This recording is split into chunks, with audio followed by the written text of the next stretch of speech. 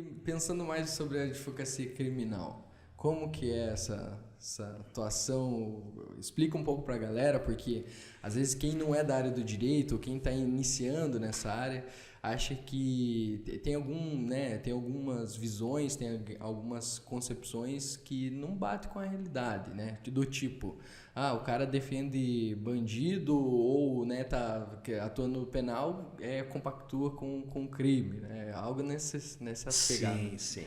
A advocacia criminal, eu digo que é uma área apaixonante. Para quem gosta de atuar na área criminal, assim, é algo fantástico, sabe? Ela é prazerosa, é uma situação gratificante, não só do ponto de vista, não falo aqui do ponto de vista financeiro, mas daquela situação em que você vai lá, faz uma defesa, faz um trabalho bem feito e que às vezes aquela pessoa realmente não deve e você consegue evitar que ela vá parar em uma penitenciária. E isso é gratificante porque a gente sabe o estado caótico das penitenciárias que a gente tem hoje.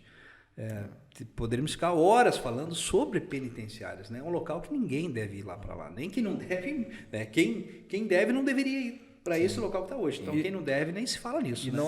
não atende o seu fim, que é ressocializar. Sim, a finalidade da pena, né, André? Que nem você colocou. Acaba piorando a mentalidade da pessoa, eu vejo, estando lá dentro, do que, de repente, a pessoa que poderia ser recuperada num outro método, né? A gente tem aí a PAC, por exemplo, provavelmente vamos tratar desse assunto posteriormente, mas é muito importante também essa reflexão, né? Sim, então a advocacia criminal ela é gratificante também nesse sentido. Quando você consegue evitar que uma pessoa vá para uma penitenciária, principalmente aquele que não deve mesmo ou que não tem provas suficientes de que ele deve, isso aí te traz uma paz de espírito, sabe?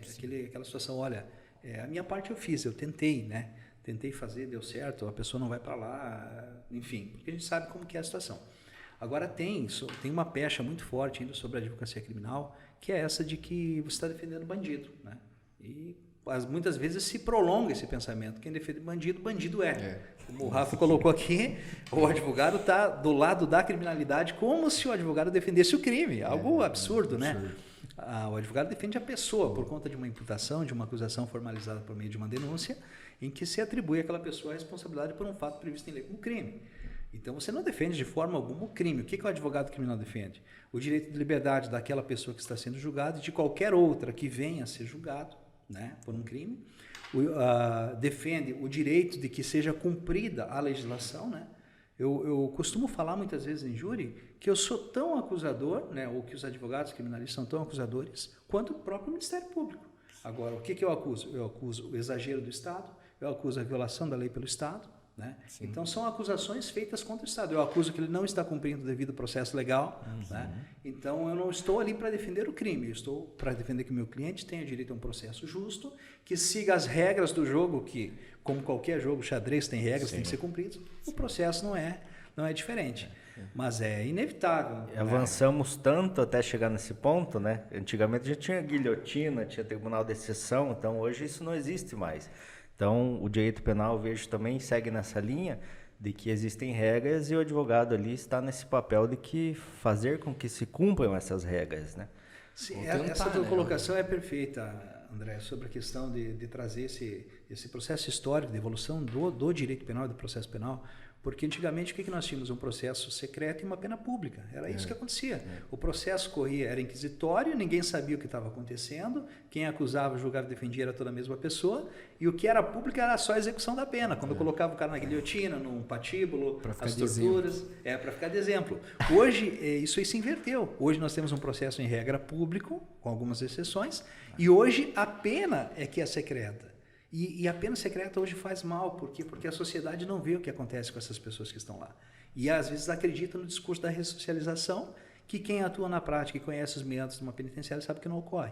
Talvez hoje a pena devesse se tornar pública, não no sentido de uma execução, mas de que as pessoas tivessem acesso a penitenciárias para ver o que é que acontece e vissem, realmente é necessário isso? Será que é esse o sistema que tem que prevalecer? Será que não temos que trabalhar com medidas alternativas? Deixar de tratar o direito penal como se fosse o remédio para as questões de cunho político, econômico e social, né, que nós temos? Porque há essa tendência de chamar o direito penal para resolver problemas que ele é incapaz de resolver ou que ele não resolve de uma forma adequada, que são problemas de outros ramos do direito, né, o administrativo, o civil.